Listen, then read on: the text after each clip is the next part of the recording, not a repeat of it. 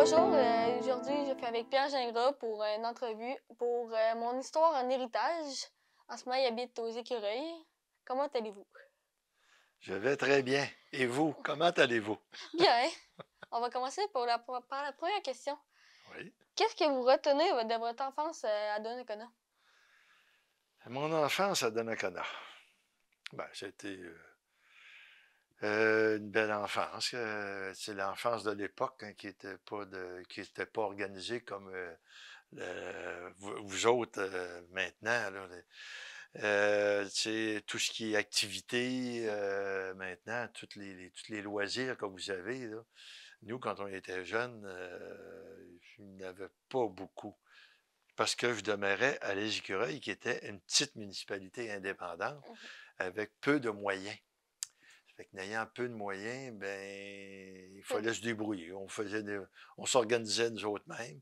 Puis nos parents, avant ça, là, ben, eux autres, il n'y avait rien. Ouais. Ça fait que, disons que nous autres, on se débrouillait. On allait soit ici, sur le bord du fleuve, c'était bien populaire.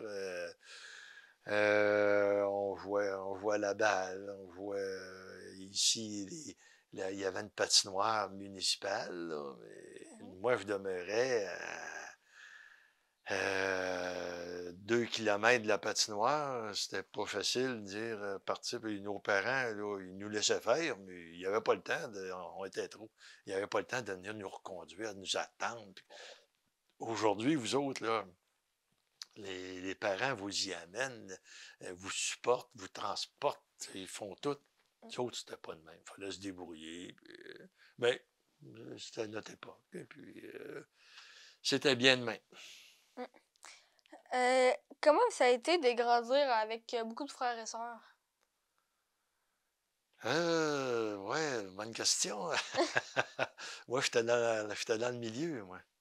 J'avais un frère aîné, une sœur plus jeune, puis un frère cadet. On était quatre chez nous. Comment ça a été? C'était bien, mais chez nous, il y avait un écart d'âge du fait de la mortalité infantile. Mhm. C'est que, ouais, la mortalité infantile, quand j'étais jeune, il y en avait beaucoup. C'est les mortalités infantiles que j'entends par là, les décès chez les jeunes enfants. Il y en avait beaucoup. Ça fait que entre le plus vieux chez nous, il est décédé. Ma sœur, entre moi et mon frère aîné actuel, est décédée. Fait que ce que ça a fait, c'est que ça a fait des écarts assez grands que on n'était pas ensemble, on avait trop d'écart, comme là. Là, j'ai 72 ans, puis mon frère aîné a 78. Tu sais. Pourquoi vous avez décidé de suivre votre père pour aller travailler à l'usine? Parce que j'avais pas le choix. Hein? Euh, comme je t'avais affirmé déjà. Mon père étant décédé, mon père est décédé à 49 ans. Et puis à l'époque, là, le système social n'était pas développé comme aujourd'hui. Il y en avait. On était au premier balbutiement du système social que l'on a aujourd'hui, mais c'était vraiment le début. Là. Ça fait que à l'époque, ma mère avait eu un montant d'argent suite au décès de mon père. Mais avant que le gouvernement t'aide, là, ben, il fallait qu'il te reste plus d'argent. Mm. C'est Ça sûr. fait que ça n'a pas été long. Là. On était quatre enfants. Là, mais, ça fait que le montant d'argent qu'elle a eu, ben, il s'est dépensé assez rapidement. Et puis après ça, ben, quand ils ont commencé à l'aider, là, elle dit qu'il ne fallait pas t'en demander beaucoup. C'est bien juste pour arriver, puis encore, là, tu sais. Ça fait qu'on n'avait pas assez. Il fallait faire des efforts. Fait que j'ai été travailler, eu un excellent employeur. J'ai été travailler à l'usine de papier ici à Donnacona. Le même employeur que mon père. J'ai fait ma vie là. J'ai travaillé là 38 ans. Puis en même temps, c'est que quand mon père est décédé, mon père il était à veille de devenir le surintendant de la mécanique, l'entretien mécanique à l'usine de papier. Il est décédé juste avant d'avoir son poste.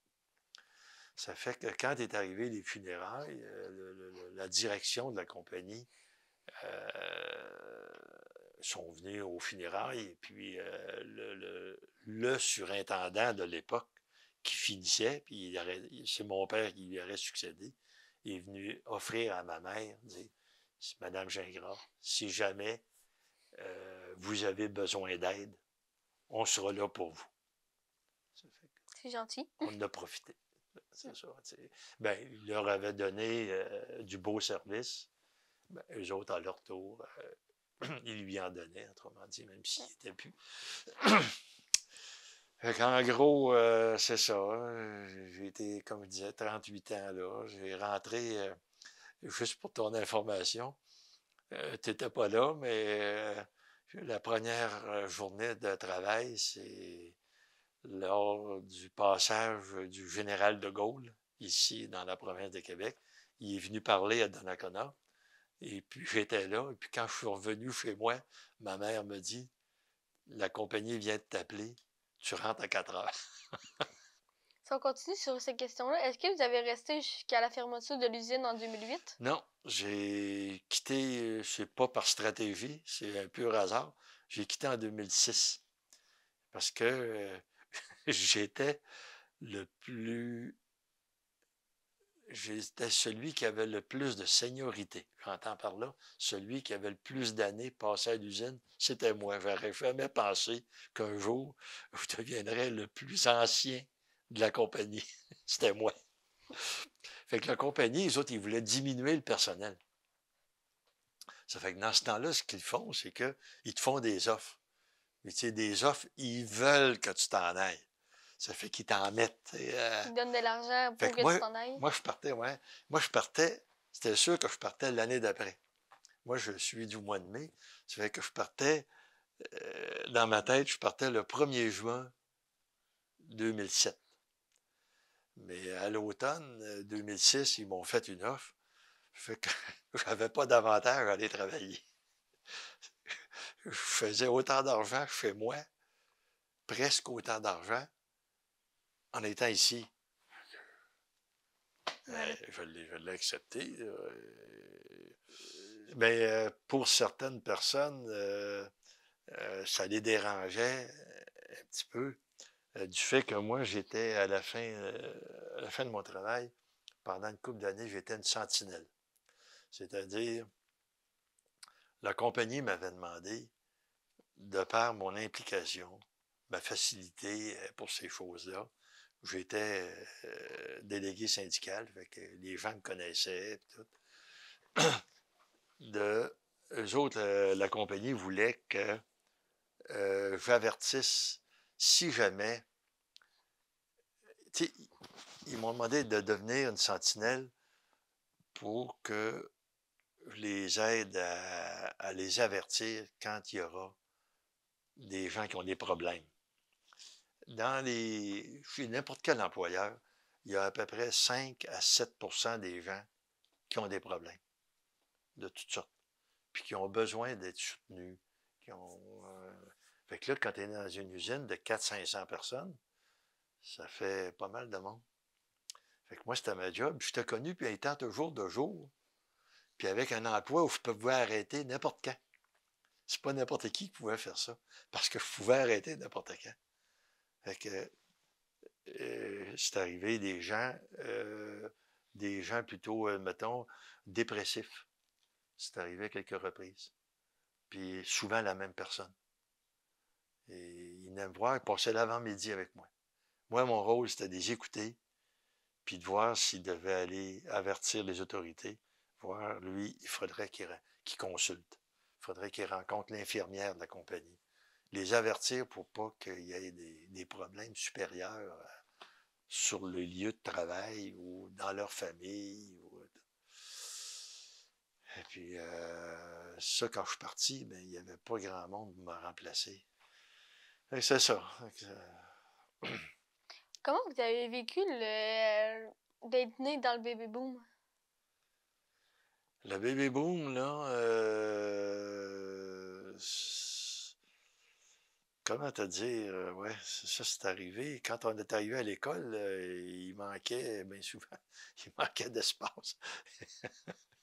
Même ici à Donnacona, là, il avait fait ce qu'à l'époque, il appelait des écoles en panneaux, ou à panneaux, ou en panneaux, en tout cas. C'était des bâtisses montées rapidement. Il me faisait des classes là-dedans. Aujourd'hui, là, il se servirait de des roulottes pour ça. Mais à l'époque, c'était pas populaire, cette façon-là. Fait qu'il bâtissait des écoles au plus vite, puis il faisait des classes là-dedans. Et puis, là, c'était exactement une hémorragie partout, là. Tu sais, il fallait créer de l'emploi. Il fallait. Parce qu'on arrivait au travail. Quand on est arrivé au travail, là, mais c'est là qu'ils ont créé, entre autres, la baie James. Robert Bourassa, là, qui était premier ministre du Québec, a dit on va créer tant de mille emplois, 100 000 emplois à la baie James. Créer les barrages de la baie James, les centrales électriques, puis tout. Créer de l'emploi. Il faut trouver de l'ouvrage pour ces gens-là. Parce qu'on arrivait tout le monde en même temps. À partir de 1946, aller à 60 et quelques, là, c'est les bébés boomers, là, on est arrivé en grand nombre. Bien, aujourd'hui, ça nous a suivi toute notre vie, ça. Là, on arrive aujourd'hui à la retraite. On arrive à on est tous des personnes âgées en même temps. Ça va changer. Les services dans les hôpitaux, ça va les changer, ça. Tu sais, c'est sur toute la ligne. Le bébé boomer, là, ça va nous suivre jusqu'à temps qu'on disparaisse. OK. Pourquoi, après l'usine, vous avez décidé d'aller reprendre les cours en histoire géo? Parce que j'aimais ça. Et puis, ça nous a été offert. C'est c'est une belle opportunité que l'on a. Et puis, j'ai bien aimé. J'ai bien aimé. Puis, je m'attends d'y retourner aussi. Je surveille les cours. Là, puis, quand il va en avoir que je n'ai pas eu encore, je vais en prendre. Ben, j'aurais aimé ça quand j'étais jeune. Peut-être être un historien, j'aurais aimé ça, professeur d'histoire, quelque chose dans ce genre-là. J'aurais aimé ça, mais c'était pas disponible, c'était pas ouvert comme c'est aujourd'hui, là. Moi, là, quand j'étais jeune, là, après le secondaire 5, c'était le CPES, cours préparatoire aux études supérieures. Puis après ça, tu entrais à l'Académie de Québec, puis après ça, tu rentrais à l'université. Donc, l'académie est en ce moment le cégep? C'est le cégep, ouais, c'est ça. C'est ça. Mais à l'époque, il n'avait pas. Les cégeps, là, quand j'ai commencé à travailler, les cégeps ont commencé. Ça aussi, avant que tout soit ajusté, là, ça a pris un certain temps. Là, avant d'absorber, c'était quoi, là? C'était tous les boomers là, qui arrivaient au cégep, là, puis qui demandaient hey, moi, là, je veux me faire instruire. Puis toute l'instruction gratuite de Jean Lesage, là. Avant ça, c'était pas gratuit. Quand tu arrivais au niveau supérieur, il fallait que tu payes. Là, est arrivé l'instruction gratuite. Là, tu ouvrais toutes les écoles, tout le savoir au peuple. Hey, c'était une belle opportunité, là, tu sais, qu'il y avait. Fait que là, le monde, ceux qui pouvaient y allaient, c'était bien, là. C'était formidable, là. Ça fait que, n'ayant pas pu le faire, ben, je l'ai fait. Je l'ai fait à l'extrême, à l'autre extrême. J'ai suivi des cours. Ce qui est surprenant, c'est que souvent, le professeur qui nous enseigne dans les cours pour les retraités, comme ils disent, souvent, c'est un retraité. Fait que lui, il a fait sa vie comme professeur. Donc, Fait c'est qu'il dur, arrive, il arrive au cours, là. Il y a une feuille avec des mots thèmes où il marque sur le tableau des mots thèmes. Puis il développe ça pendant 2 heures. Il a passé sa vie à le développer, tu sais. C'est très, très intéressant. Ouais, merci pour m'avoir accordé l'entrevue. Ça m'a fait un grand plaisir. Gênez-vous pas si vous avez besoin de d'autres petits films. Je suis ouvert. OK, merci.